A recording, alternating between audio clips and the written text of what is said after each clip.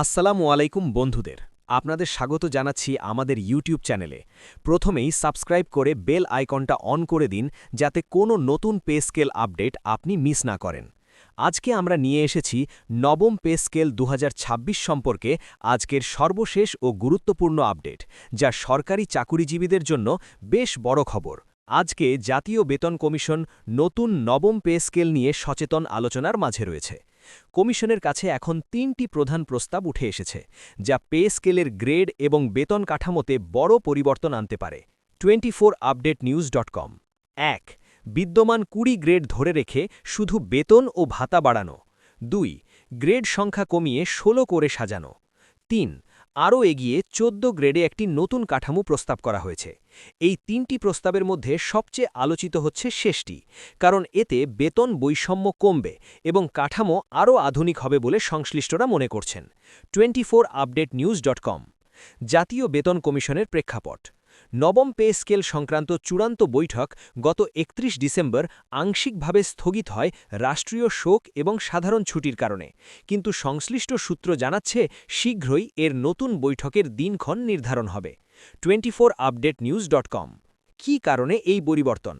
সরকারি চাকুরিজীবীরা দীর্ঘদিন ধরে বেতন কাঠামোর সমন্বয় ও বেতন বৈষম্য কমানোর দাবি জানাচ্ছে। নতুন পে স্কেলের মাধ্যমে সেই দাবিগুলোর বাস্তবায়নের পথ সুগম করার চেষ্টা চলছে। 24updatenews.com কিভাবে হবে সিদ্ধান্ত? কমিশনের সুপারিশ সর্বপ্রথম সরকারকে জমা দেওয়া হবে। এরপর উচ্চ পর্যায়ের নীতি নির্ধারণী পর্যায়ের পর্যালোচনা হয়ে চূড়ান্ত সিদ্ধান্ত হবে। নতুন পে স্কেল কার্যকর হওয়ার সিদ্ধান্ত নির্বাচিত সরকারের ওপর নির্ভর করবে, যা সম্ভবত ২০২৬ সালের প্রথম দিকে হতে পারে। বাংলাদেশ সার্ভিস রুলস সম্ভাব্য বেতন কাঠামোর বড় পরিবর্তন। এখন আলোচনায় নিচের বিষয়গুলো ঘুরছে। গ্রেড সংখ্যা কমিয়ে বেতন বৈষম্য কমানো, সর্বনিম্ন বেতন কমপক্ষে ৩০,০০০ টাকা পর্যন্ত করা, টাইম স্কেল ও সিলেকশন গ্রেড পুনর্বহাল, বড় ভাতা বৃদ্ধি, যেমন শিক্ষা ভাতা, চিকিৎসা ভাতা ইত্যাদি।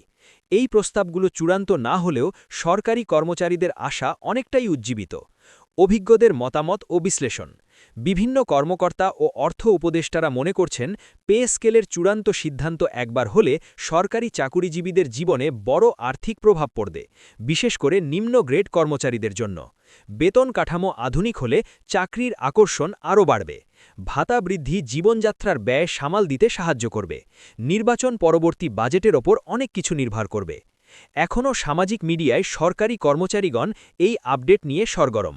অনেকে চাইছেন গ্রেড সংখ্যা কমিয়ে বাস্তব বেতন বৃদ্ধি করা হোক, আবার অনেকে চাইছেন ভাতা বৃদ্ধির ঘোষণা দ্রুত হোক। ভিডিও টপ কমেন্টে আপনার মন্তব্য রাখুন। আপনি কি চান? আন্তর্জাতিক প্রেক্ষাপট। যেখানে অনেক দেশ সরকারি বেতন ধীরে ধীরে পুনর্গঠন করছে, বাংলাদেশের মতো দেশে নতুন পে স্কেল ২০২৬ নেতাদের কাছে গুরুত্বপূর্ণ আলোচনার বিষয় হয়ে দাঁড়িয়েছে, যাতে কর্মজীবীদের জীবনমান উন্নত হয় এবং বাজারের সাথে বেতন সামঞ্জস্য রক্ষা পায়। আজকের নবম পে স্কেল সর্বশেষ খবর সম্পর্কে ইতিমধ্যে যা জানা গেছে সেটা আপনাদের সামনে তুলে ধরলাম।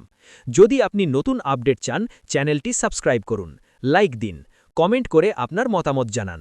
ধন্যবাদ। পরের ভিডিওতে আবার দেখা হবে।